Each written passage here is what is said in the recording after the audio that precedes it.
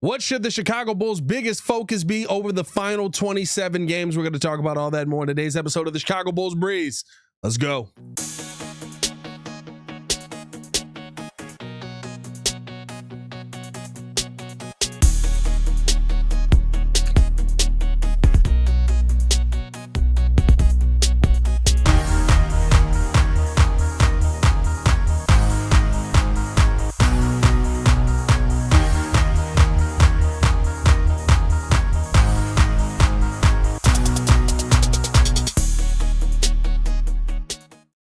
Now, if you are new to the channel, please hit that like button. Please subscribe to the page. We do talk Chicago sports daily on this channel. Only channel talking Bulls. Our Bulls fans talk, so make sure that you get in tune with us. Had a stroke there. Don't worry about that. But I got a lot to get into on today's episode because I want to talk about what the Chicago Bulls should be focused on most over the final 27 games. Now, listen, I'm not sitting here and telling you anything that you don't know as a Bulls fan, but Bulls may end up finding their way in the play and they may not. Who really cares at the end of the day? None of that matters. The Bulls may end up finding their way into a good draft spot. They may not. Who really cares at the end of the day? Because the thing right now, over the final 27 games that we already know this team is going to do is they're going to go out there. They're going to try and win games. They're going to try and be competitive.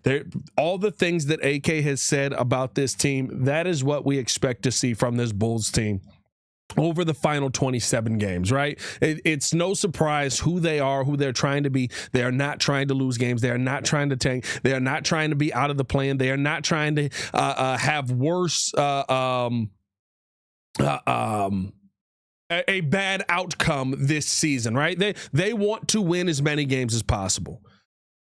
So what should their biggest focus be over the final 27 games with that knowledge in mind? You have to go with that knowledge in mind because that's all that you can go off of what we know about this team.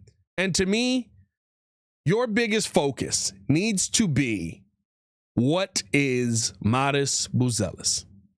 That's all you need to talk about. That's all you need to know. That's all you need to have an answer on by the end of this season. Because here's the thing. There's players on this team that I think will be here in the long term, will be here in the long run, that I think are talented. Ayo Dosunmu, I think, will be here in the long run for this team. Coby White is a question mark. I think it'll be tough for the Bulls to bring both of those guys back. I think Josh Giddey's a name that some people have questions on, but realistically, you know, it seems like Giddey is kind of just being who he is at this point. Going to be a solid on the assist front. Going to get you 12 to 15 points. And that's kind of, you know, you're going to make that decision at the end of the year. I don't expect to see this great jump in production from Josh Giddey over the final 27 games. But to me, Matas Buzelis can start to lead you in the right direction if you have an answer on what level of player you think he could be. Now, I'm not telling you that you'll know the final answer. I'm not telling you that you know that he's going to be a superstar or not. I'm not saying that you're going to know that he's going to be one of the top 20 players in the NBA or not. But what you do need to know is, are you dealing with a really, really good role player? Or are you dealing with somebody who actually has some star potential on your team? Because I think the biggest difference going into this year's draft is going to be, if I know that Matas Buzelis can be a star, not a superstar, but somebody who consistently is 20 to 25 points a night, someone who consistently can give me that effort on the defensive end, who can be somebody that we focus a portion of our offense through.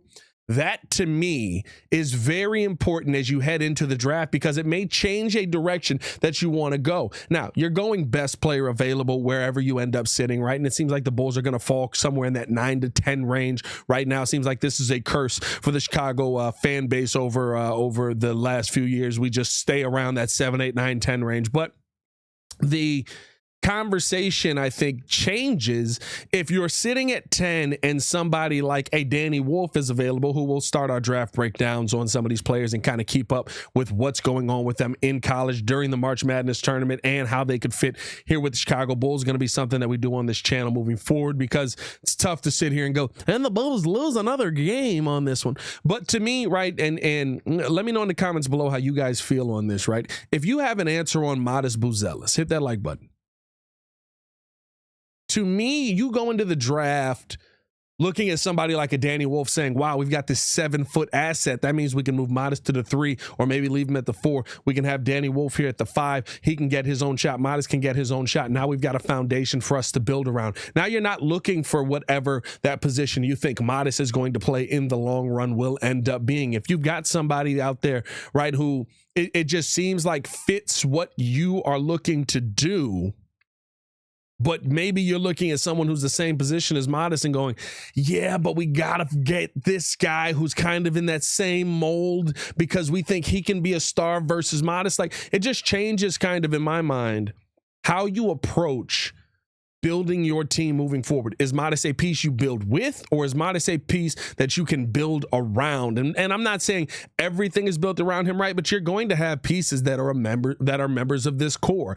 Do you have any core members on this team moving forward? That to me is the most important thing for you to figure out. And there's only one way for you to do that. But before we do that, man, I do want to let you guys know that we are on here Monday through Friday. We took the All-Star weekend off, took the All-Star break off.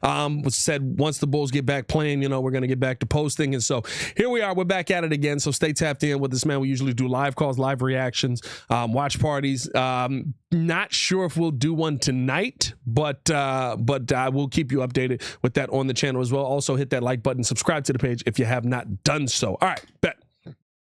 There's only one way for me to do this if you're the Chicago Bulls. And let me know if you agree in the comments.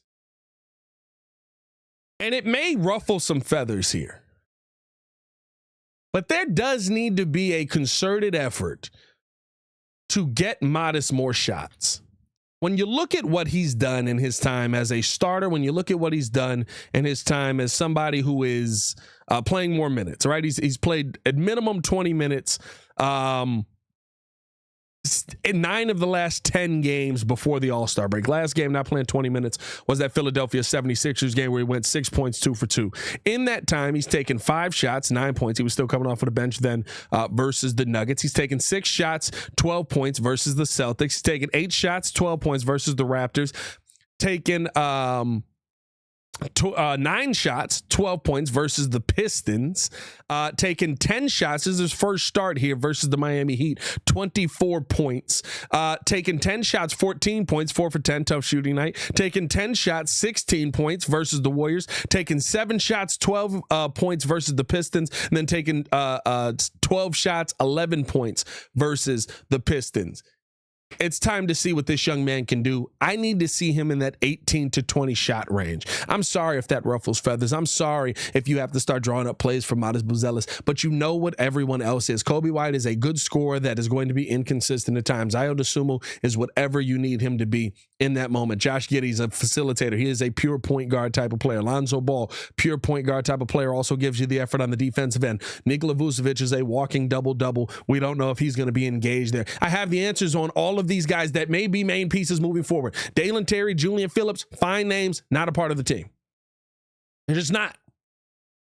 You have to be realistic about the NBA. Could they be role players? Sure. Could they be pieces that pick up the slack here when injuries come in? Sure. I'm not saying that they can't. I'm not saying they can't carve out a role for themselves in the NBA, but they're not a part of the long-term future plans of the Chicago Bulls if the Bulls are a smart franchise. Now, that's a different question. Modest Buzelis, maybe. And he has shown you in 10 shots over this time, over the last 10 games, 44% from the field, 36% from 3. Needs to be a little bit more efficient from the field.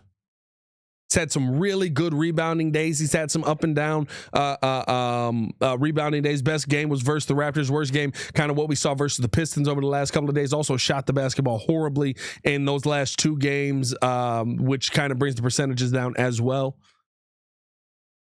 But you have a young man that every time you give him opportunity, he takes advantage of it. Don't keep him at this point. You want to see what he is? You give him more opportunity. You give him more purpose. You give him more shots. You give him more pressure. You put more on his shoulders and see what he's able to do with it. Because if you limit it, he will be limited. Let me know how you guys feel in the comments below, man. I'll be down to talk with you guys as well. As always, it's your boy, Pat the Designer, back at it again. Let me know your thoughts. Do you think there needs to be more of a focus to get Matas Buzelis more involved over the last 27 games? Starts tonight versus the Phoenix Suns. Versus the New York Knicks. So stay tapped in with us here on the Chicago Bulls Breeze, reacting to all the madness that is going to come from that game. As always, man, it's your boy, Pat the Designer, back at it again. Y'all stay safe out there, Chicago. See Red Nation. Stand up. Peace.